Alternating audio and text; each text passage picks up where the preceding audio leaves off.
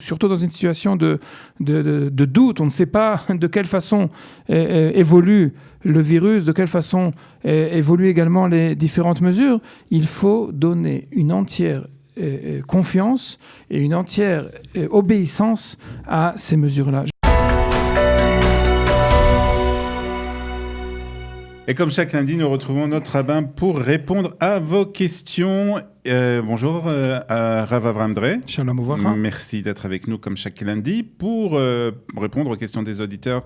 Je rappelle que vous êtes rabbin à la communauté de Gomel Chesed Ashdod et responsable du desk Tzarfat O Mizrahi, un projet avec Kalita. Alors si vous avez des questions à poser au rabbin Dre, vous pouvez les faire au 050 430 80 20 ou bien sur notre mail studio@kalita.org.il. Bien entendu, tous ces renseignements seront inscrits dans le petit pitch qui va accompagner cette émission. Alors, Rav Dre, depuis jeudi soir, nous sommes rentrés en confinement, ou plus exactement les mesures restrictives concernant le troisième confinement ont été, il y a beaucoup plus de mesures et on a des questions par rapport à ça. Et la première question, c'est une mesure, c'est une question générale. Dans quelle mesure il y a force de loi au niveau de la halakha, on va dire, concernant justement les restrictions qui sont en vigueur? Alors, est-ce que justement ces restrictions qui sont en vigueur, est-ce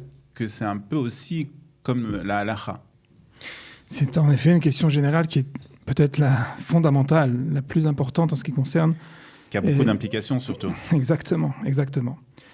On va dire que le tokef, à savoir la samchut, et ça aussi c'est en hébreu, à savoir la validité des anchayot, des mesures prises, décidées par le gouvernement et conseillées par le Misrad Habriout, la question de la validité au niveau halachique, c'est une question qui nous accompagne depuis le tout début de cette affaire du corona, de cette hitmodedut.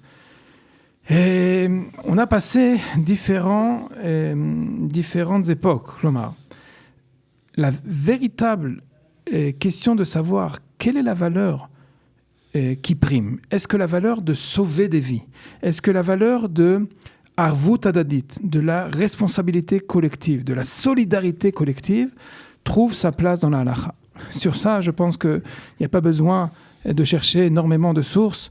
Le fait de Hatzalat HaNefesh, Pikuach Nefesh, au niveau de la façon dont la halakha l'établit, c'est une valeur ultrême, une valeur suprême, qui est au-delà de toute la fidélité à toute la Torah. Et cela... une fois énoncé, une fois prononcé. Mais est-ce qu'il y a des mesures dans ça aussi? Parce qu'on peut dire que certains vont dire que le corona, c'est vrai que c'est une maladie, c'est une pandémie, mais on voit pas encore que c'est un danger immédiat pour chacun d'entre nous. En réalité, c'est sur cette appréciation qu'il a fallu énormément rendre sensible la Todaat Siburit, à savoir la conscience publique, pour comprendre à quel point c'était grave. Avant même de dire que la pandémie répond parfaitement à ces conditions en ce qui concerne le devoir d'écouter les mesures, oui, avant cela, il y a besoin d'établir que c'est pas seulement Pikuach Nefesh qui est la valeur qui même donne un devoir de repousser toutes les autres règles de la Torah, même Safek Pikuach Nefesh. C'est important de comprendre qu'il ne s'agit pas simplement d'avoir devant nous un mikré ultime, ultra urgent de sauver, même s'il y a Safek Pikuach Nefesh, ça suffit largement. Et par conséquent, quand on donne immédiatement cette mesure-là, de dire que quand il s'agit de la santé publique, quand il s'agit... Alors, en effet, même le ministère de la Santé a dit qu'il y a différentes mesures de risque. Il y a les populations à grand risque, il y a ceux qui peuvent parfaitement être...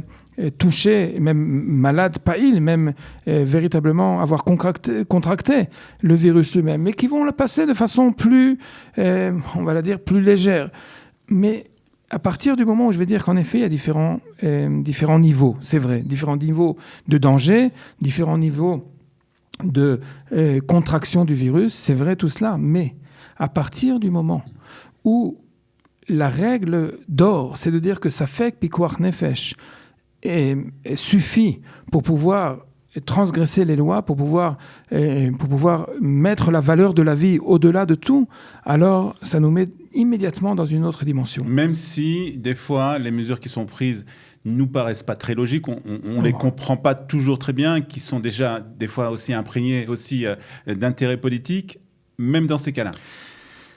Plus encore qu'on ne les comprend pas très bien, parfois elles sont même erronées. On peut dire ça de façon... Aujourd'hui, on est après presque un an de différentes mesures. On s'est rendu compte dans énormément de cas que parce qu'il n'y avait pas suffisamment de savoir, on n'avait pas suffisamment de connaissances pour mesurer tel ou tel impact. Alors très souvent, on a été bien au-delà dans les mesures prises que ce qu'il fallait réellement faire. Même dans ces cas-là, à partir du moment où, surtout dans une situation de doute, on ne sait pas de quelle façon évolue le virus, de quelle façon évoluent également les différentes mesures, il faut donner une entière confiance et une entière obéissance à ces mesures-là. Je tiens peut-être à donner un exemple au niveau de la halakha pour exprimer cette idée-là. Et le Shulchan Aruch exprime dans les lois relatives au pikuach nefesh pendant Shabbat, par exemple, que à partir du moment où il y a un appel qui est fait et 10 personnes reçoivent cet appel à l'aide, et pour pouvoir prodiguer cette aide, ils sont les 10 convenus. Pour les services de secourisme, on parle. Exactement, exactement. Ils sont tous immédiatement, ils arrêtent toute affaire cessante, courante, et ils courent. Et pour pouvoir courir de façon virtuelle, ils prennent même des moyens qui nécessitent une profanation de Shabbat. Arrivés à l'endroit de l'accident, ils se rendent compte que les secours sont déjà arrivés, qu'ils n'ont pas été les premiers à arriver.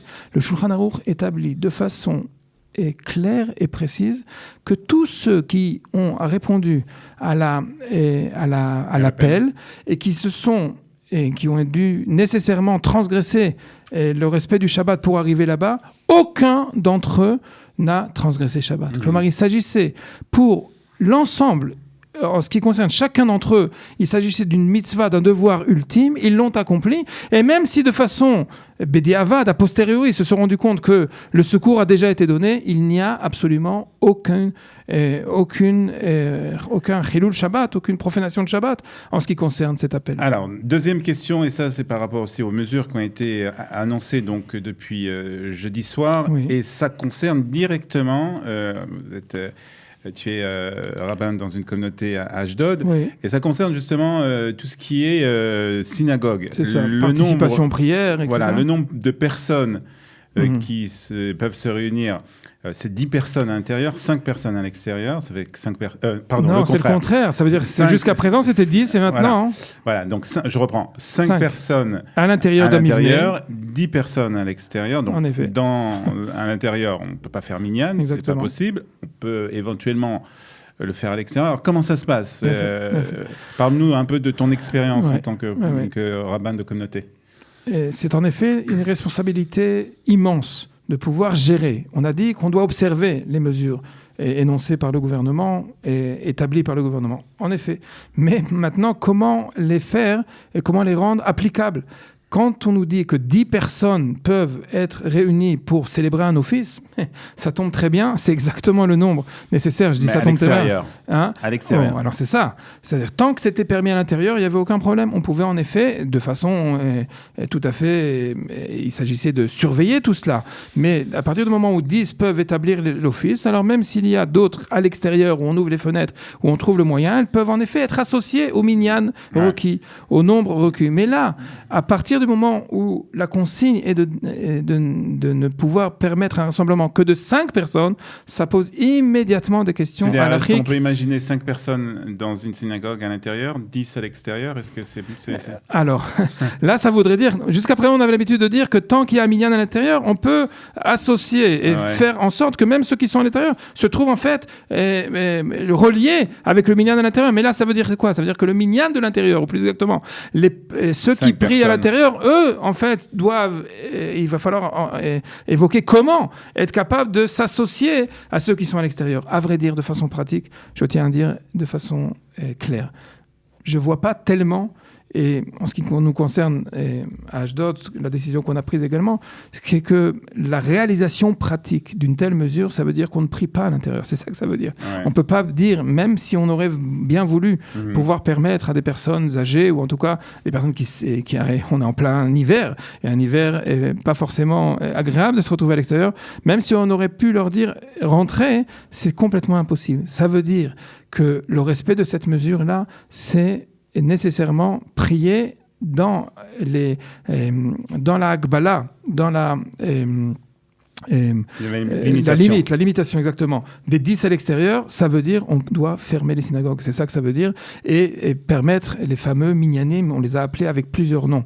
Ils ont des surnoms de minyanim irpasot, les balcons, les terrasses, les minyané rechov, les minyané lobby, dans les différents immeubles, on va dire les domaines collectifs, ce qui sert en fait à l'ensemble de tous les colocataires ou copropriétaires, va servir en réalité d'un minimum ou d'une mini synagogue, un oratoire. Et tout cela, c'est très difficile maintenant de passer sur chacun des cas, mais à vrai dire... Alors, on n'a même pas 30 secondes pour parler des événements familiaux. Comment ça se passe, bar mitzvah dans la mesure, à vrai dire, les mesures prises dans ce tournant du confinement confinement ça demande de façon ultime de repousser tout ce qui est capable, de tout ce qu'on peut volontairement repousser, c'est ça qu'il va falloir faire. En ce qui concerne des événements qui ne sont pas, qu'on ne peut pas repousser, il va falloir le faire dans cette mesure-là, à savoir 5 à l'intérieur, 10 à l'extérieur. C'est vrai pour les Brit Mila qu'on ne va pas repousser, on ne va pas dire à un enfant « Attends, retiens-toi jusqu'à la fin du confinement ». Et pour tout le reste, on va célébrer, mais de façon... en respectant, sans contraindre les mesures du gouvernement. C'est important, voilà, en espérant des temps meilleurs et la possibilité de se réunir soit dans des fêtes familiales, soit dans les synagogues. Bezrat Hashem, on l'espère en effet. Ça va arriver bientôt. Exactement. Merci beaucoup Rav Avraham Drey. Je rappelle que si vous voulez poser une question au Rav Drey, vous pouvez le faire au 05 430 80 20, c'est la boîte vocale, ou sur notre mail studio@kalita.org.il. On se retrouve la semaine prochaine. À bientôt. Toda Rabba.